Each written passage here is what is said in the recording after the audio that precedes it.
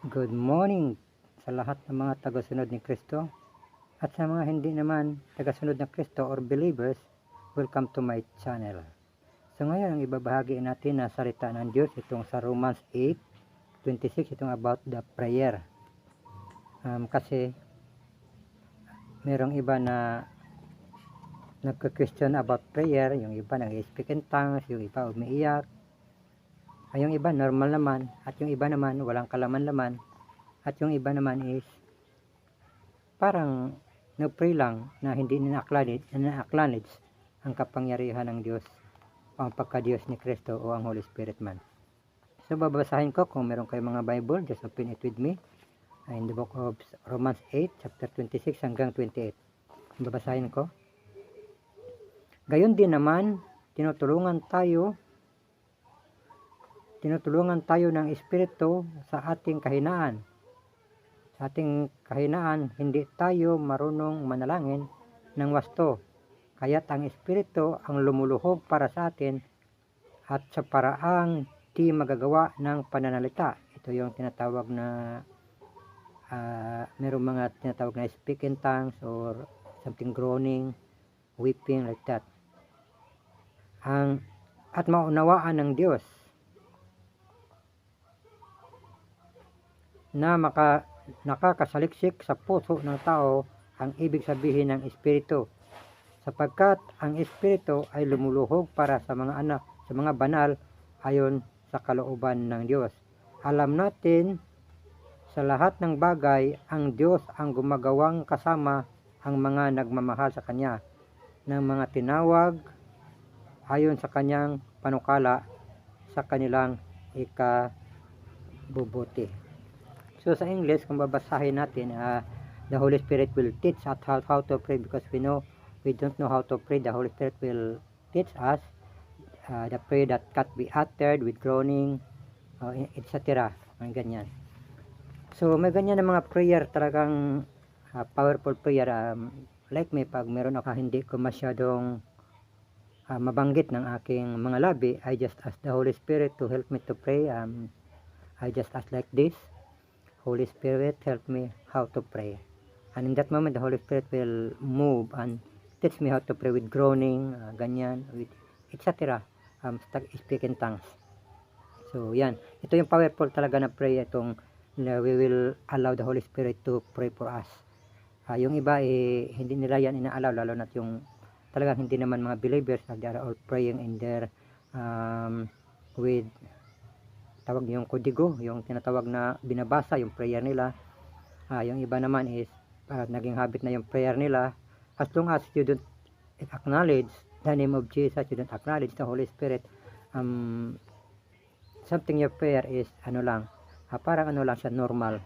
Ang prayer kasi na ito in book of Romans is, ito na yung deep prayer, ito na yung pinakailalim na prayer ng isang tao, na talagang the Holy Spirit will help you to pray with groaning, etc., with weeping, with crying, with laughing, etc.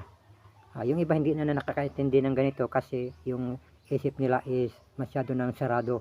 They are always looking at the verse na gusto lang nilang paniwalaan.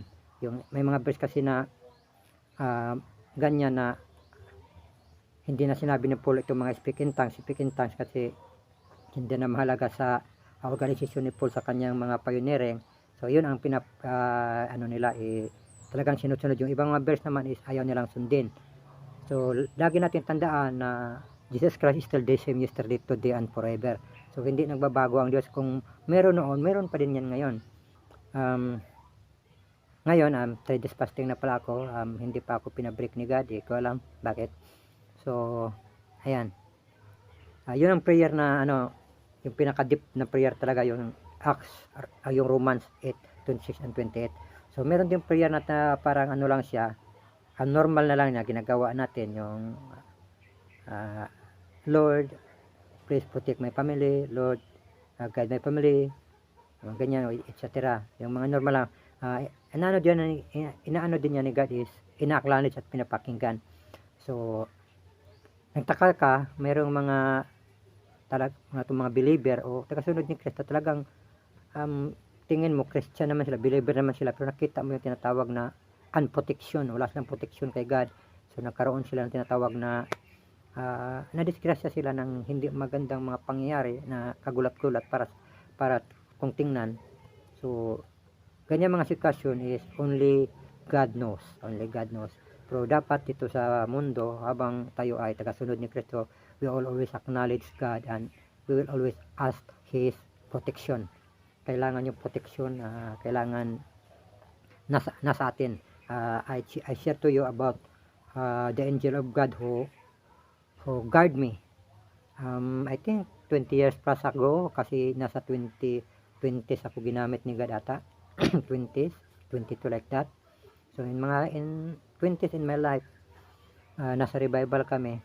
Tapos wala kaming tulugan.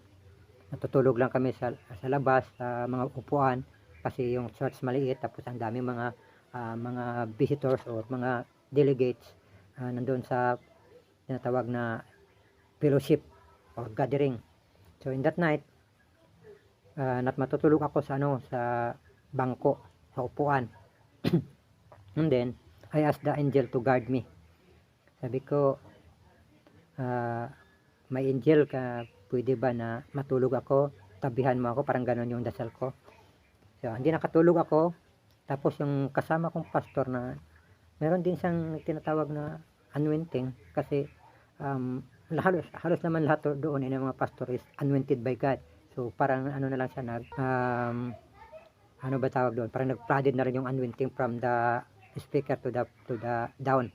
So nakita niya yung angel ko na tumabi daw sa akin, natutulog ako.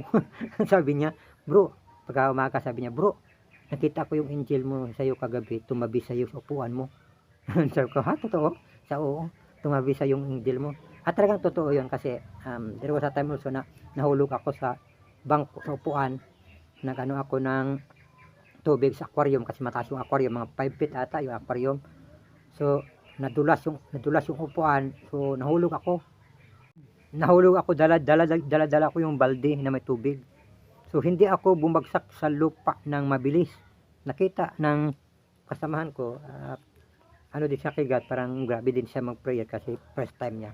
Sabi niya, Brad, mukhang nakita ko yung angel mo, sinalo ka, ang bagal mong, ang tagal mong nahulog sa simento.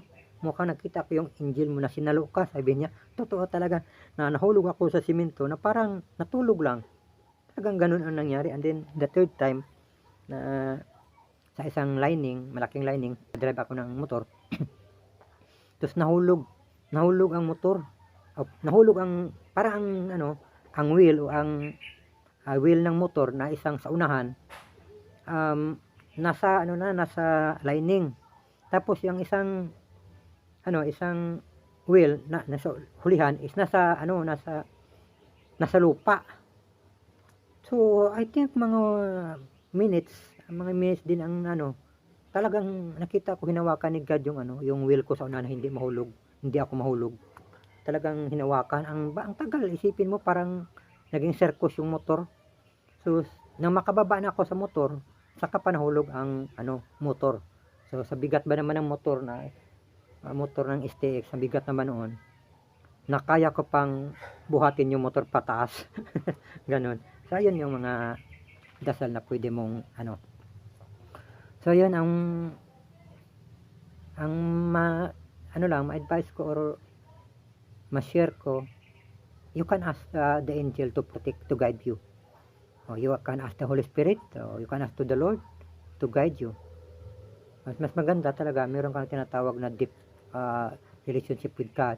You can pray with deep, with groaning, with etc. With any kind of prayer that you cannot be uttered. So ayun, para kasi pag nasa spirit ka, parang everything will you know the things na sa unahan, yung future na mangyayari, malalaman mo yan kasi i-reveal ni God sa iyo yan kung talagang nasa feeling ka ng Holy Spirit o sa Diyos, yung meron kang connection talaga, yung nakikausap ka lagi. Pwede naman na halimbawa Sa umaga pagising mo, pwede din you can ask God to protect you, to talk to Him. You can talk with like your father. Kung yung pakikusap mo sa papa mo, o yung hinihingi mo, ano man, you can talk to Him. Kasi father naman natin siya. So, you can also worship Him. It depends on God, what He wants you to be, to be praised, to worship, or to pray, to kneel down, etc. Pero the best thing you can do is basahin mo yung Book of Romans chapter 8. Ayun, Romans chapter 8, 26 to 28. Yun ang pinakamagandang prayer talaga. Ayun ang pinakamagandang prayer. Kung hindi mo na alam, parang gulong-gulo ka na, you can ask the Holy Spirit to teach you how to pray. Believe me, the Holy Spirit will immediately respond to you and He will teach you what to pray and how to pray. So yun lang, sana may mga natutunan kayo sa konti nating mga sharing about the Bible and the Revelation. So darating tayo dyan sa Book of the Revelation, if God willing, to ihayag natin ang Revelation, kung ano ang mga nangyayari, kung ano yung mga future na mga nangyayari. Yun lang. God bless us all.